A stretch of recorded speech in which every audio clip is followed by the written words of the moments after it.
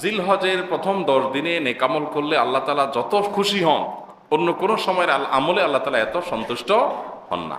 ইবাদত এবং নেকামলের দ্বিতীয় বৃহত্তর মৌসুম হলো জিলহজের প্রথম 10 দিন। ইবাদতের সবচেয়ে বড় মৌসুম হলো রমজান মাস, এরপরে দ্বিতীয় বৃহত্তর মৌসুম হলো জিলহজের প্রথম 10 দিন।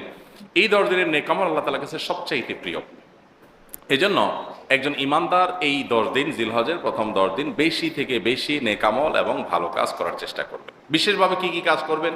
নাম্বার 1, সাধারণভাবে নেকামলগুলো করবেন, যে কোনো নেকামলটা এই 10 দিনে বেশি বেশি করবেন। দ্বিতীয়ত, এই 10 দিনে আল্লাহর জিকির বেশি বেশি করবেন, আল্লাহর স্মরণটা বেশি বেশি করবেন।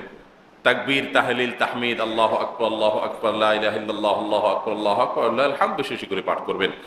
তৃতীয়ত, এই 10 দিনে যাদের সামর্থ্য আছে তারা কোরবানি করবেন, যারা কোরবানি করবেন তারা নখ চুল ইত্যাদি কাটবেন না এই 10 দিনে।